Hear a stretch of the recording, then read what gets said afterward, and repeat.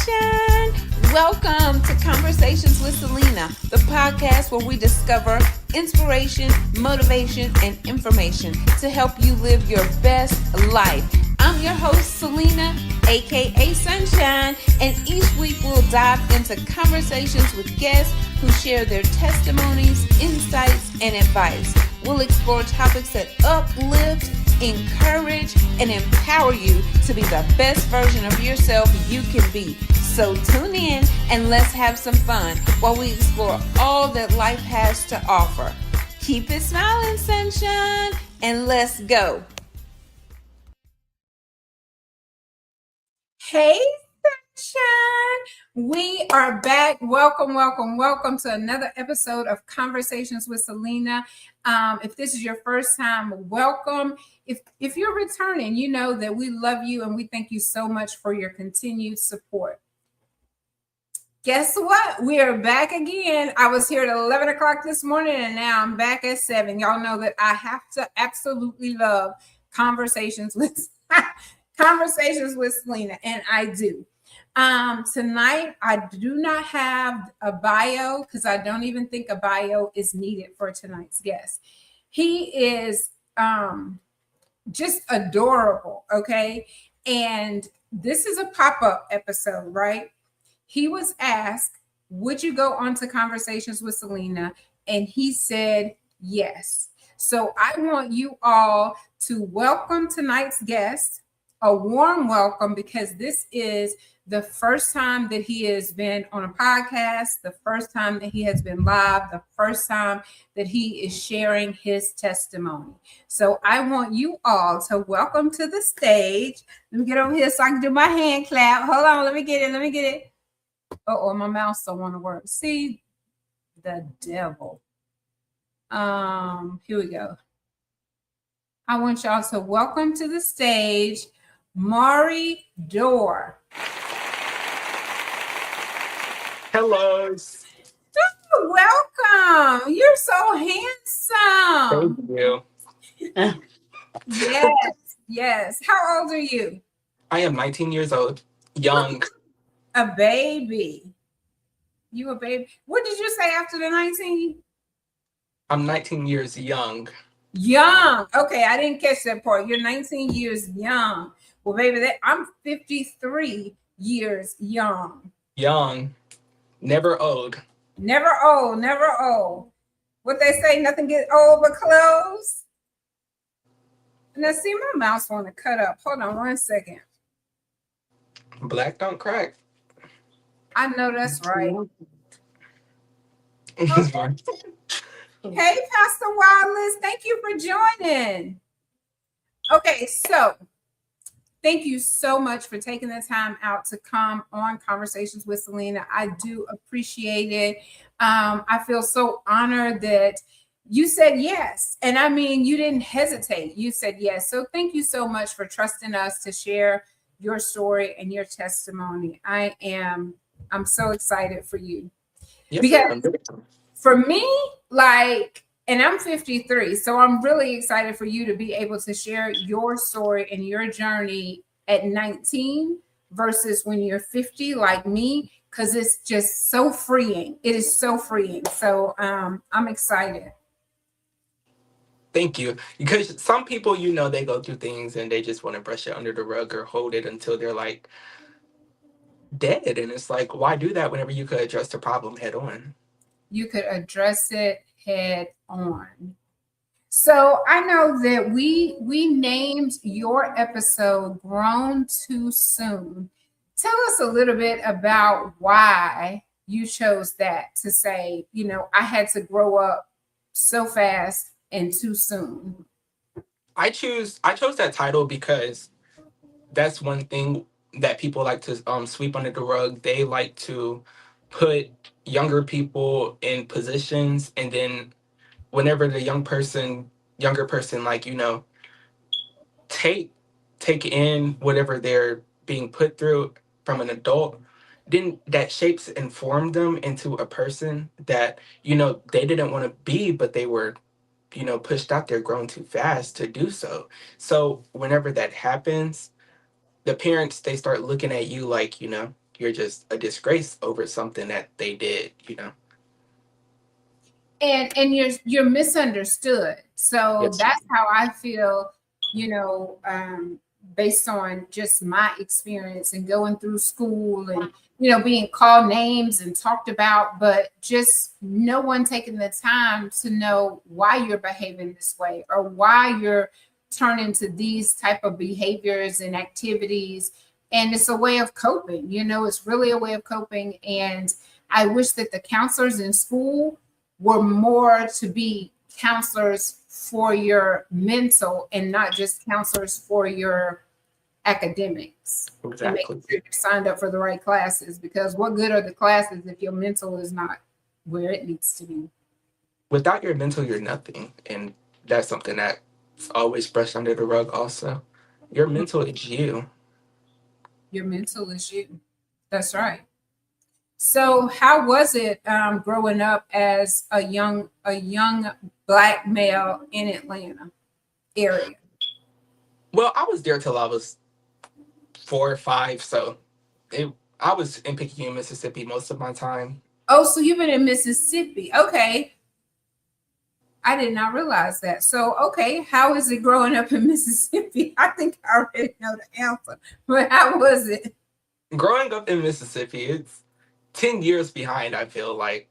It's so much more different than any of the other states. Like, yes, if you go to another state, prices might be more higher than Mississippi, but also it's more advanced than Mississippi. It's more known. They got more diversity in other states. In Mississippi, it's racist, Jim Crow kind of days, but it's more just look past, they just Sweep it under the rug. sweep it under the rug. And it's like, y'all need to grow. People need to grow. And being not only a black man, but being a gay black man in Mississippi, horrible. And there, there's some pros and cons to it, but it's like it's nothing like going to any other state. It's horrible. I hate to hear that. I hate to hear that for you, especially like you said, being not just a black man, but a gay black man in Mississippi is difficult. I mean, it's like it's it's so frowned upon, and people are not loving the way that they should be loving to the person. They're being Absolutely. more judgmental of a behavior and don't even understand maybe why the behavior is happening. You know what I mean? So I wish that we would go back to just loving and not judging, because that's what we're instructed to do, to love and Right. not to judge. That's all people do is judge. Like, even if you're judging in private, like, you're still putting that energy out there. And I don't think that's what people understand. Even if you judge a person in their face behind, you know, behind a phone, it doesn't matter because you're still putting that energy out there into the world. And you're just making yourself more of a bitter person instead of just, loving a person. Or if you don't love something that someone do, don't sit there and judge them. But why would you also sit there and let what they do take control over your life and your mental?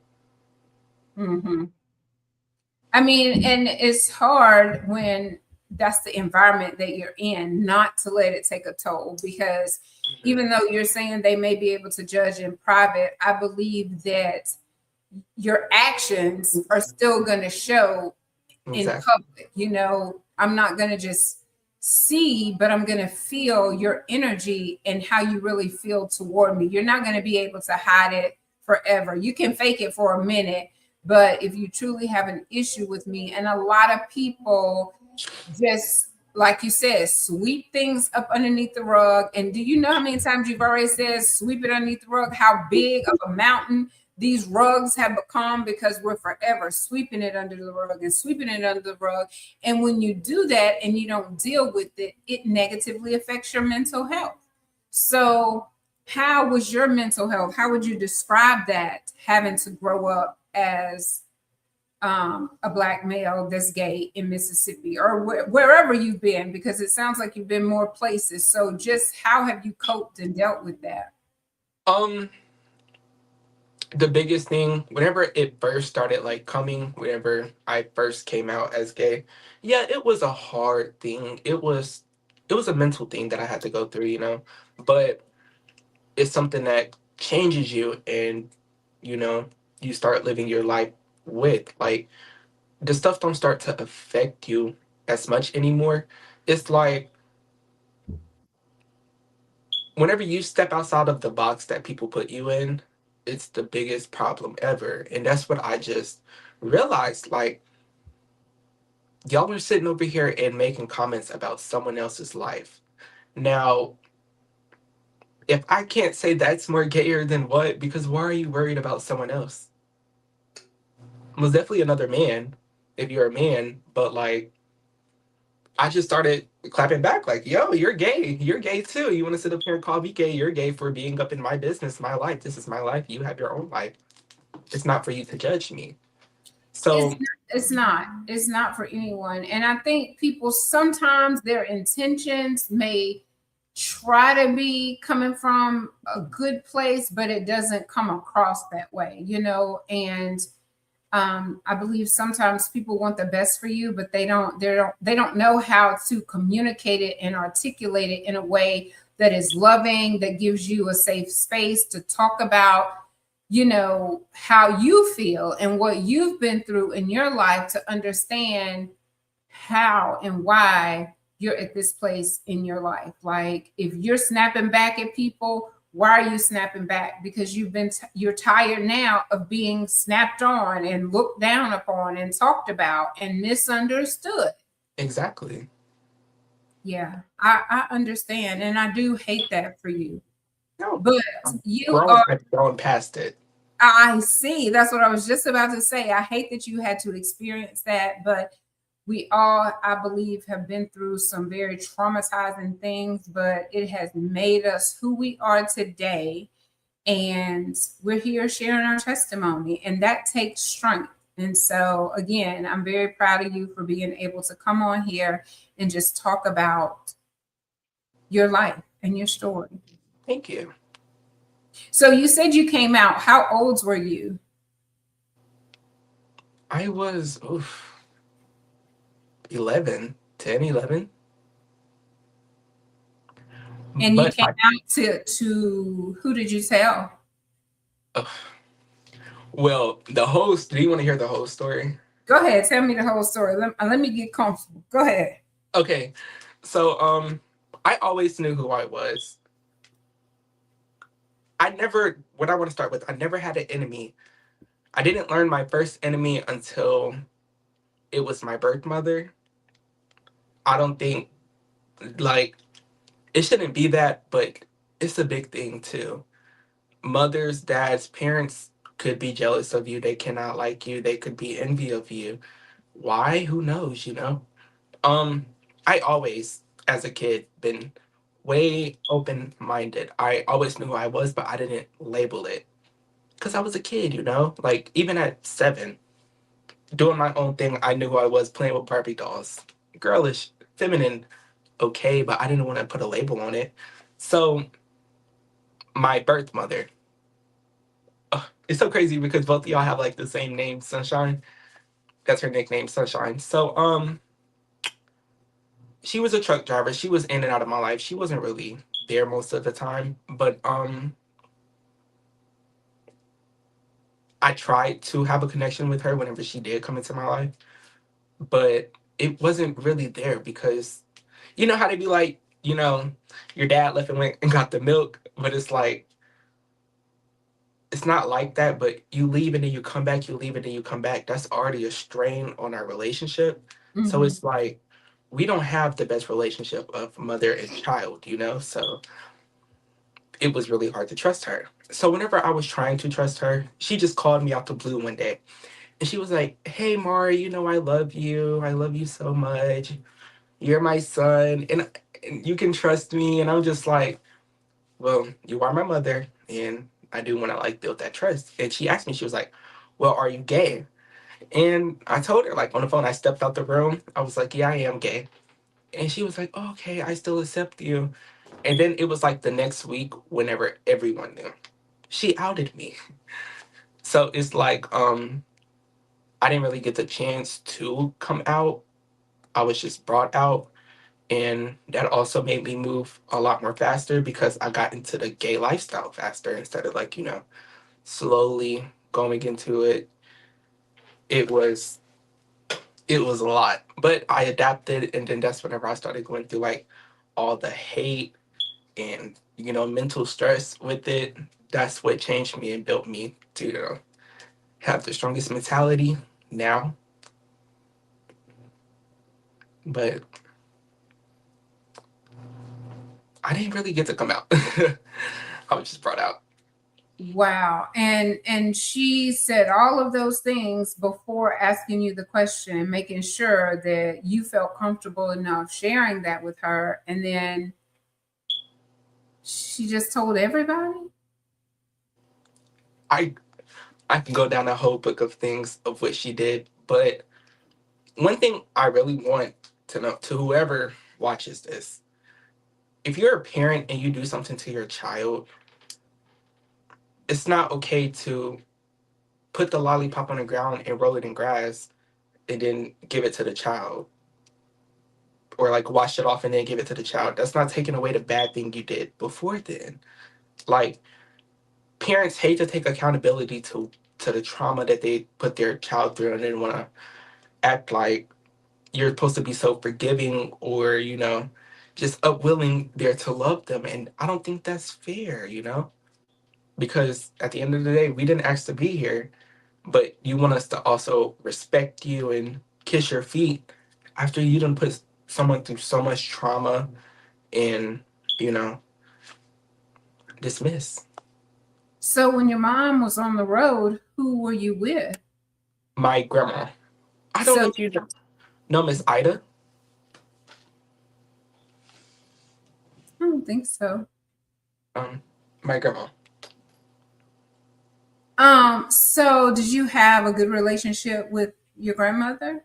Yes, well, I call her my mom. That's my mom.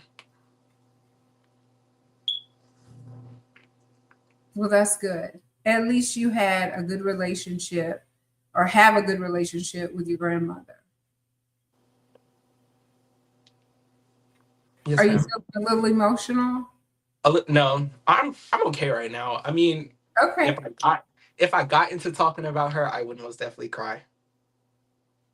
I understand. So I want you to just feel comfortable sharing the parts of your story that you are comfortable with sharing tonight. And I know sometimes when you get to talking about certain people, there are emotions, different emotions apply to different people. And sometimes when you are sharing your testimony, you could be on like, it's like a roller coaster ride. And It is. we want you to leave mentally healthy after this. Okay. Okay. Um, so you said 10 or 11, you knew that you were gay. Yes, ma'am. Anything happened prior to that, or do you feel like this is how you were born? I feel like this is how I was born. That's a big conversation in, the gay community and the straight community. Some people would be like, no, you weren't born this way. Something changed you. And I'm just like, I can remember most of the things that I went through, and I just always knew who I was, knew who I was attracted to, knew who I liked and who I didn't like. I've always looked at women as like sisters and just friends, but never anything more.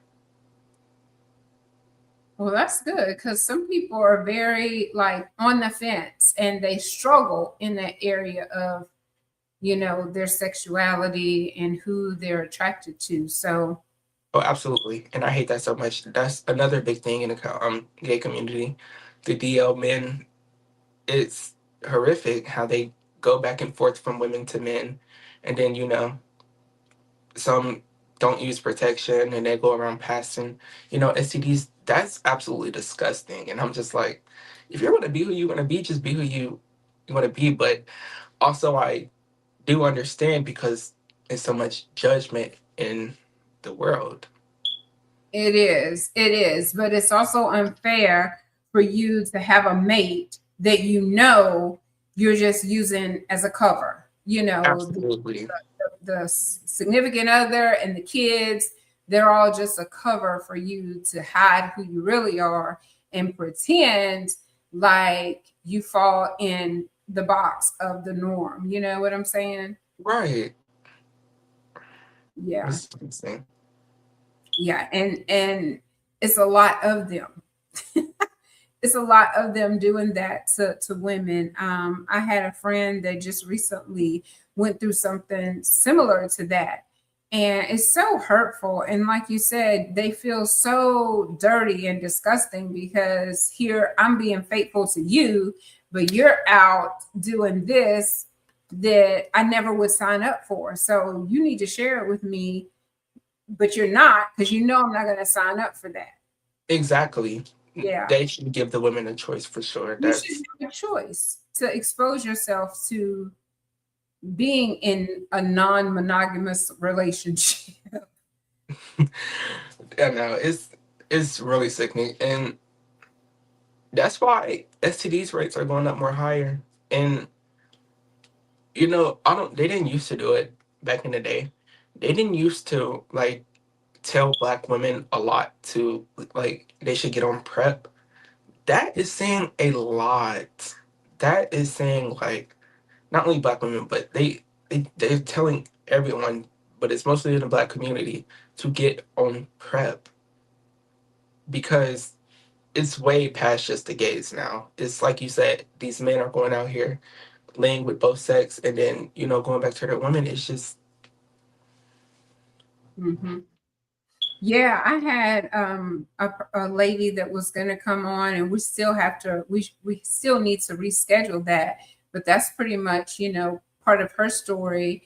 And I also had another lady from Mississippi who came on here who shared her story, also of becoming HIV positive because of their husband or significant other. And the most hurtful part about the whole thing, I don't even think it was that they contracted it. It's because the person you knew beforehand and you did not disclose it. And you put me in this situation where I'm having a lifetime of having to take medication and having to have these follow-up visits and all of this stuff to make sure that I'm in a healthy place. So I've actually had a guest on before talking about that. no, it happens a lot that, and it's really sick. It's just like whenever, okay, if you did your dirt and you caught it, why would you leave right then? Well, you should leave before then, but why would you be so low down to stay and give it to someone else? Like, that is just so sick. I think a lot of people just be like, I got it. So, they don't want to be in it. They don't want to be the only ones with it. So they share that package with other people. My heart So goes out to them. I know. Mine too. Real sad. Yeah. So, is there anything else that you feel comfortable sharing about maybe your childhood? I know that you sound like you were very confident in who you were. Mhm. So, you didn't have an opportunity to come forth. Someone outed you. So, you had to grow up quickly and mature in your mind quickly. But how did you interact like with your family after that and the people at school after that? Like, what did that look like for you? I lost a lot of friends, and then even family members turned their back on me. That was the biggest like awakening to it all. Like, just because family is family, it doesn't mean anything.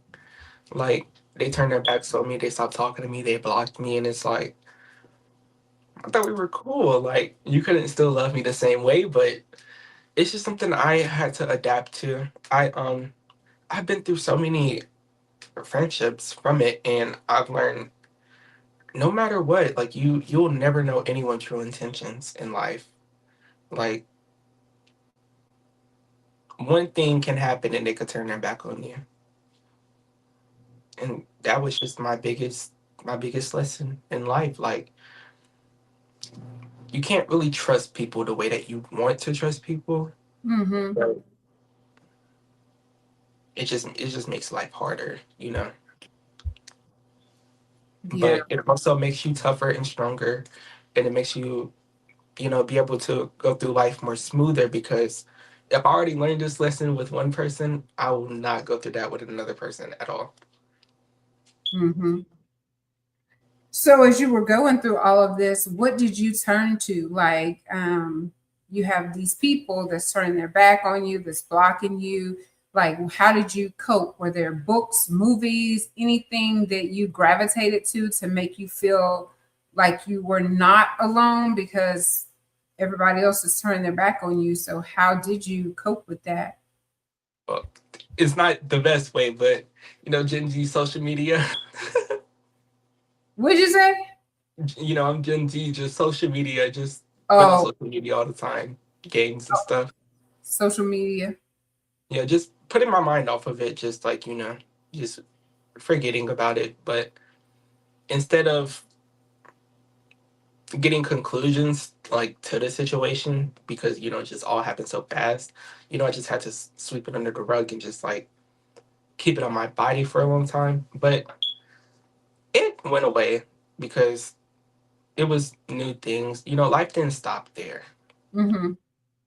So it was just new experiences, new life choices. I just outgrew it. Have you found your community now though? No. 'Cause you're from Mississippi, so I'm just like, yeah. Never, never move here. Like, never. Unless you want to retire and, just be in a That's quiet, but never live here. it's definitely a retirement community. So what would be like the one thing that you would want to share with other people to learn from your experience? Like, what would be that nugget of wisdom that you would say to someone else? Like, if you find yourself in this situation, whether it be you feel different, or you feel outed, or you feel betrayed by family, like, what would be that nugget of wisdom that you would want to share? Life doesn't stop there. At the end of the day, you only have yourself, so it's it's better off to not depend on anyone. You don't have to go out into this world looking for validation of others, because at the end of the day, everyone don't even have their own stuff together. Say that Everyone again for the people in the back. everyone has their own flaws. Yep. So it's not right for anyone, absolutely anyone, to judge anyone. But if you are being judged, do not let that, ruin your whole life from one day. Because it's one person's opinion. And even if there's numerous people, it's still like over 8 billion people in the world. And so we get fixated on like these specific people with specific titles in our life that we're passing through. And from our born date to our transition date, it's really not that long. And so, how do you want to spend that time in between?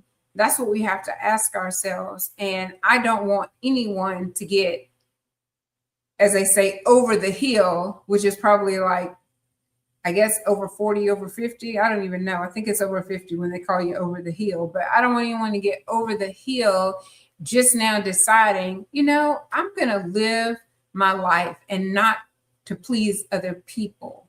Because Exactly. that's exhausting, trying to make everyone happy because this person wants you to be this way, this person wants you to do that, and you're forever changing roles with different people instead of remaining the same. No matter where you are, no matter what room you're in, you're who you are, and you either love me or you don't. But it doesn't change how I feel when I look at the woman or the man in the mirror, because I love me. Yes, Do you ma'am. feel like you love you? Yes.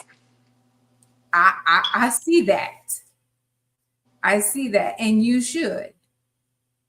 You I should. mean, no one else is going to love you like you love you. So, That's right. That's right. And so, like, what about like your church family? my church family, Do you have support there?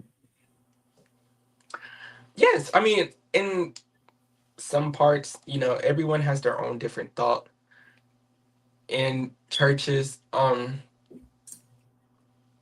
But I don't go to my church.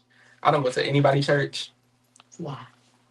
Well, the only reason I don't go to people's churches is because church people are the people that would judge you the most. Like, they will walk in there and act like they have not sinned not one time, and they will sit there and judge you. If it's out loud or even if it's quiet,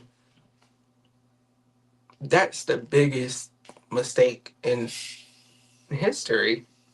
Literally, in the Bible, it tells you not to judge anyone because it's not for you to do.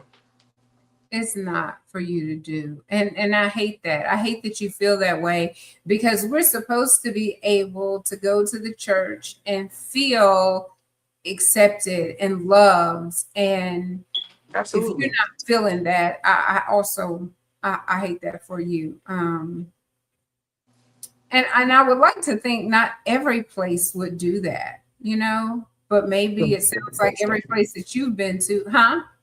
I don't think every place. Well, I don't, I've only been to one church, but I don't think every place does it. But most of them do. Okay. They brush other things out the rug, but whenever it comes to homosexuality, it's you're going straight to hell. You're buzzing it wide open. But the uncle that's in your family that raped someone isn't. Okay, that's crazy. They brush that stuff under the rug, but whenever it comes to homosexuality, that's the biggest sin in worldwide. You go out there and you go gossip to someone else, that's a whole sin itself. Well, don't get me talking about the people, the uncles and the relatives and all of those folks that's disgusting and take advantage of children and nothing ever happens to them. And you have to find a way to deal with this every single day, how to cope with it, the things, the choices of someone else. And Right. so you're right. Like, how is it that they can harm you? I mean, traumatize you, and you're the one in the wrong because this is what happened. This was the outcome of it. Absolutely not. Like, that's not right. That's not right for them to brush it underneath the rug and act like their uncle, their pastor, their coach, their whatever, whoever they were, didn't do any wrong. And people praise pastors like they're just God themselves. And that's not right either. Because pastors have dirt under their nails also. Yeah, I am. Someone sent me this. It was a video of a man sharing his story, and he was talking about his mom was his mom sang in the choir. I want to say his dad was a pastor or a minister or something. But during church service, the kids would have to go into this room. And even sometimes after church service, the the dad and the mom would let some of the other people from the church just come and have their way with their children. And the guy was like, it was the guy telling the story, and he says, I really hate it for my sister. My sister had a harder time with it than what I did because I think maybe she had so many different pregnancies by these, by these men. And he said, I hate it for my sister more than I hated it for myself. But literally, my parents would let other ministers and people from the church just come run through them however they felt, however they wanted. Like, I just, I still have the video too. And I shared it with a few people who actually have been through similar situations. And it's just, I, it's hard to believe, but then it's not hard to believe because people do all sorts of things these days. Absolutely. Some churches, they also do things just for the money of the church, you know. They take the money from the church and do whatever with it whenever people are actually coming there, putting their money into the church. Yeah. I don't know what they do with the money, but I tell you that situation with the children, that just made me sick to my stomach. Because if I give you money, you do what you want to do with it. I know I gave it from a place of a good heart, and whatever you do with it, that's between you and God. But you are right. They don't always do the right thing with the money. And not all people and not all churches operate like that. So I guess Exactly. that's the good thing about it because we can't group everybody in Right. every organization the same. So, if it's a desire, I hope that you do find that place, that community. I know that there's people having church outside of the four walls, which is also very freeing because inside it's like it doesn't always move in a way that is loving and kind. But you can get outside those walls sometimes, and baby, people can speak a word into your life because we're the church. We are the church. It's not the building. We get it all twisted and Right. confused about the building, but we need to do what's right by the people that we come in contact with. So, Exactly. mhm. Did you have any questions over there, Pastor? She said no, ma'am. Okay. All right. I don't know. I'm trying to think if I have anything else that I want to ask you. You spoke so well the other night, and I was like, yes, this is going to be amazing. But, I don't want to pry too much. I definitely want you to share what you're comfortable sharing. So if there's anything that I didn't ask you that you feel comfortable sharing, you can most definitely do that. I hope I've made you feel comfortable tonight.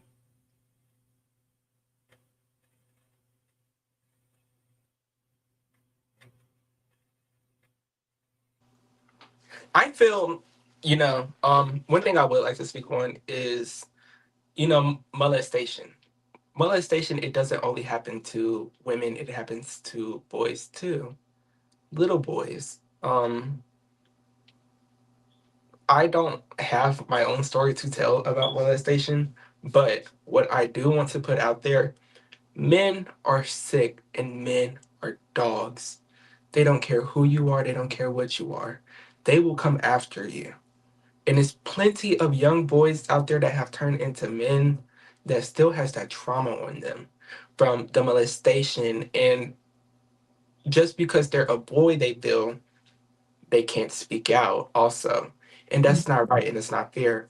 Everyone deserves to,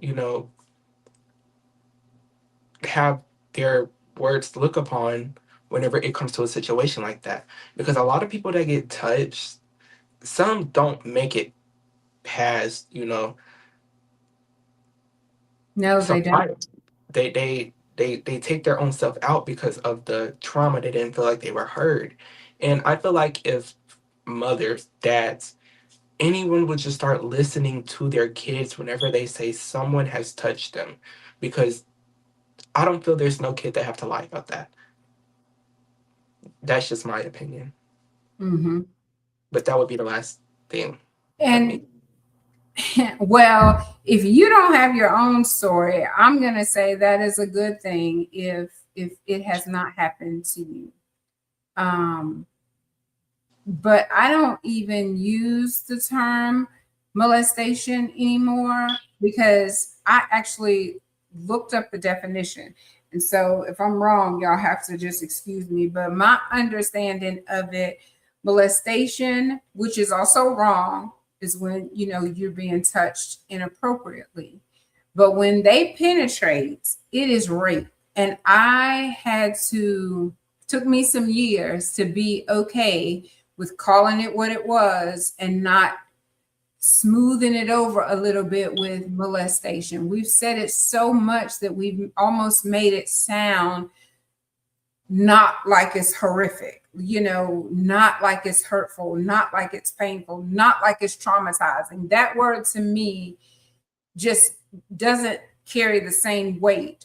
I'm going to call it what it is for me in my life, and that is rape. And it is definitely wrong. Molestation is wrong. Rape is wrong. And these men, I met this lady, and he did it to his own daughters, but he did molest them. He did not rape them. And he got 10 years because that mother took him to court and said, if you say anything other than guilty, I'm going to take you out. But she said it the other way. I don't want to get shut down.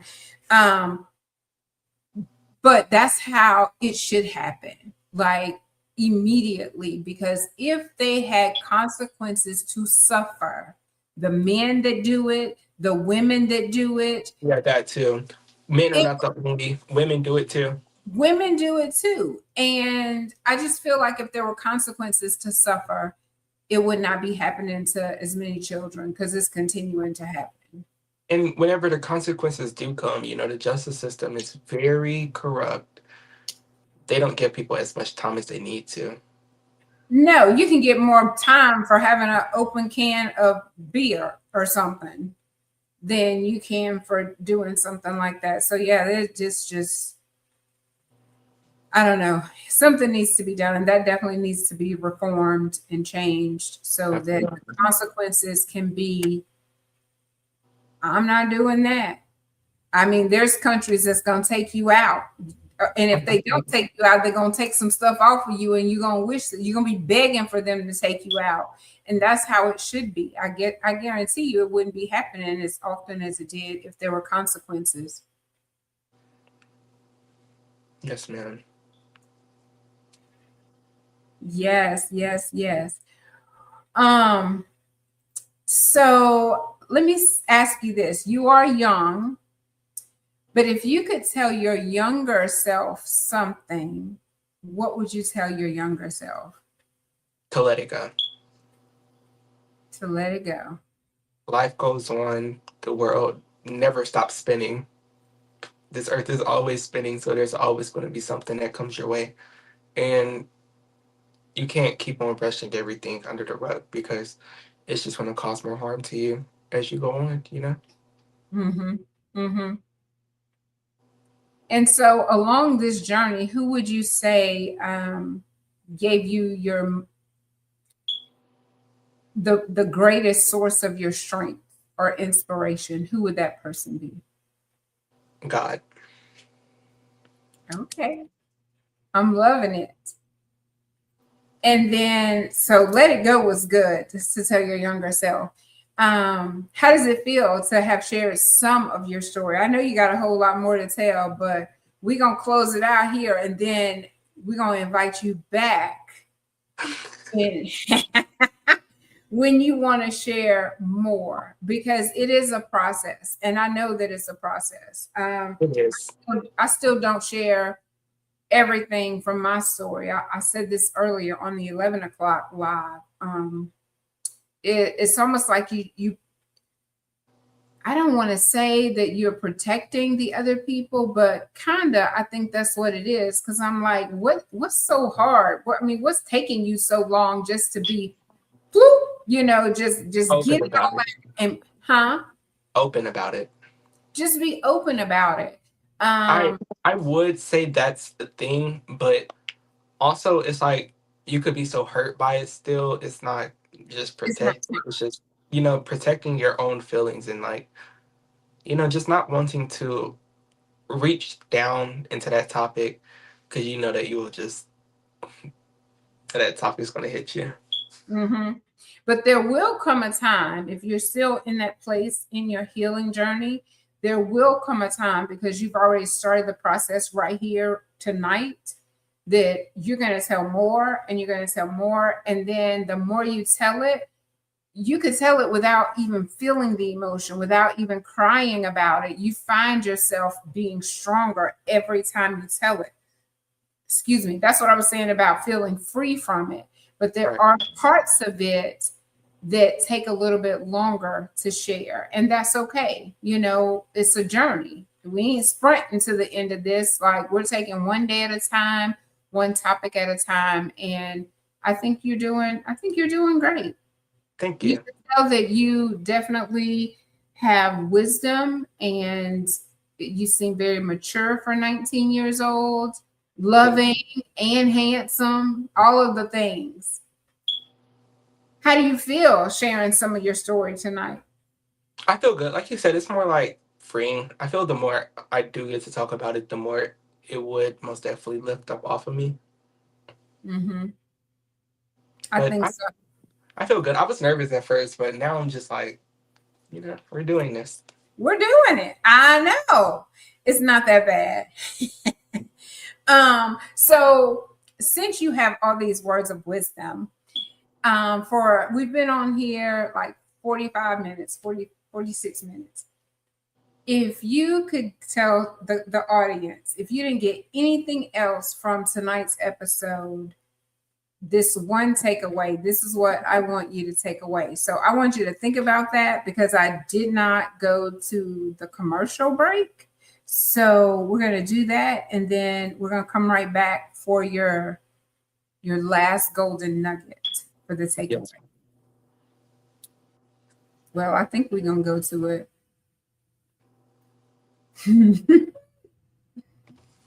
Where you at? Where you at? Where you at? I think this is. We'll be right back, y'all. Hang tight, my sunshine. Conversations with Celena. We'll be right back.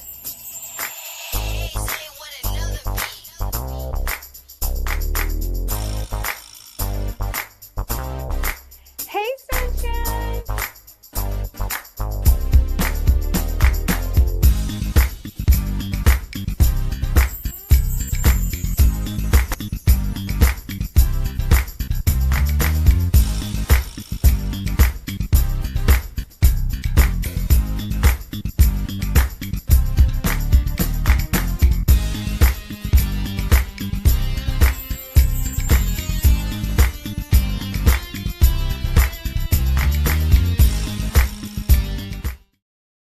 All right.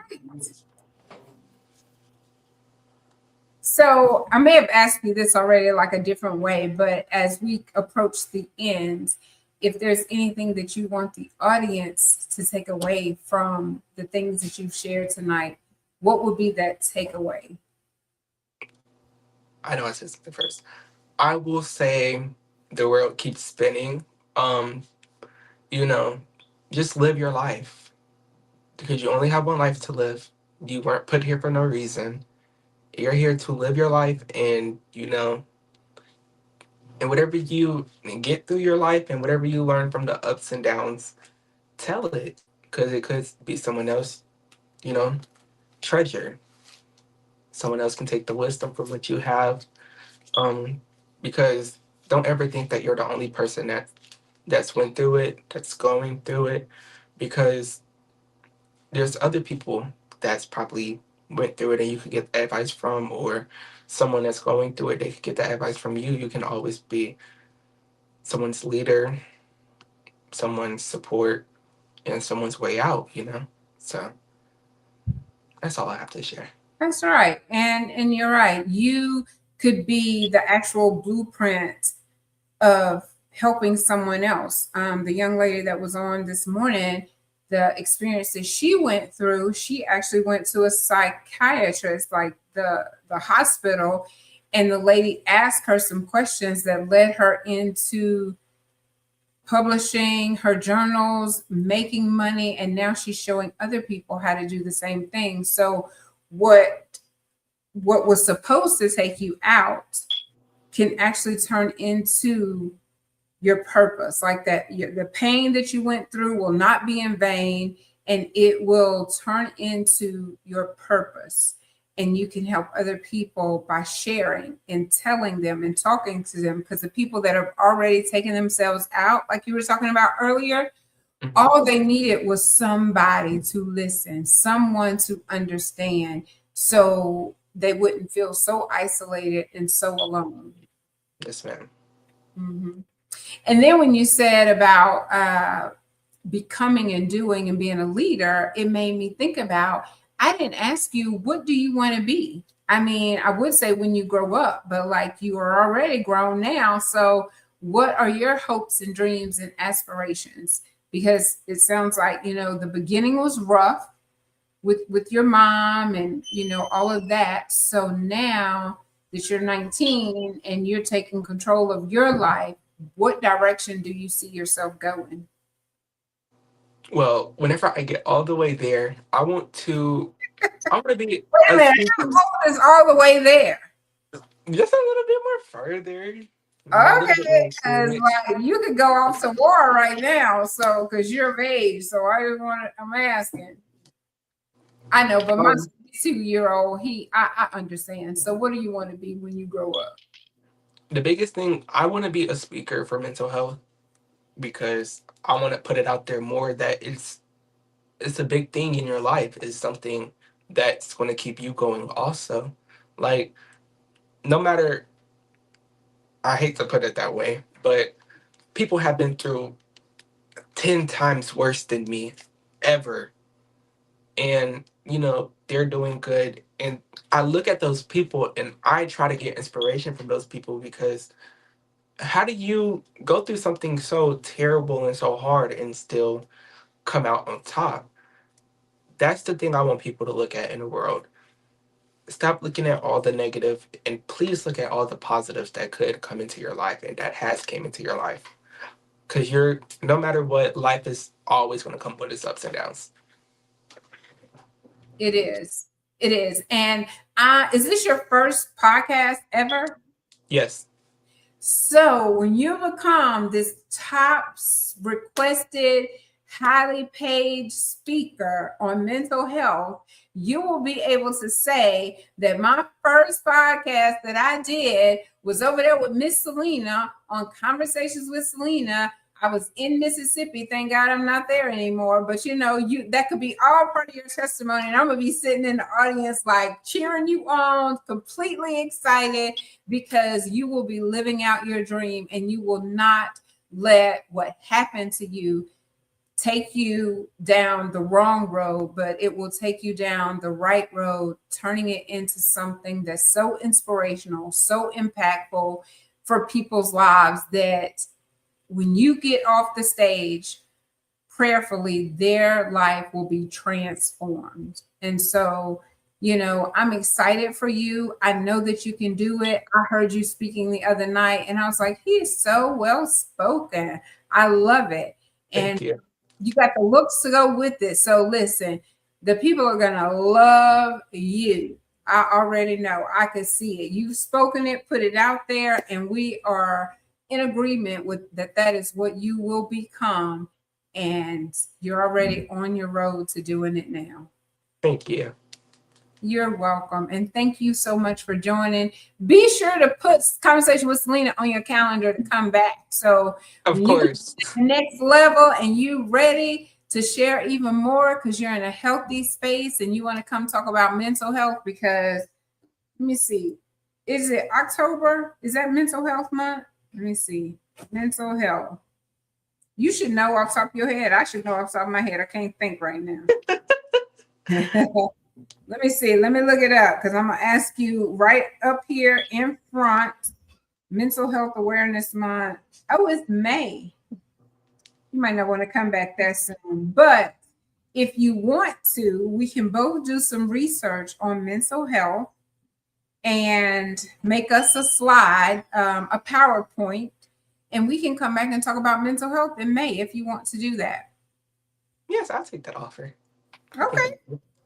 Sounds like a plan to me. Well, y'all, thank you so much for joining and showing Mari love. Thank you so much for sharing your story with the. Let me see. I don't know if my heart kind of rock. It's kind of wonky because my fingers are little. But thank you so much for joining, and we will put you on the schedule for May. Thank you so much. Thank you for joining. Thank you for showing Mari love. And in the meantime, until next time, keep it smiling, sunshine. Mwah. Y'all have a great night.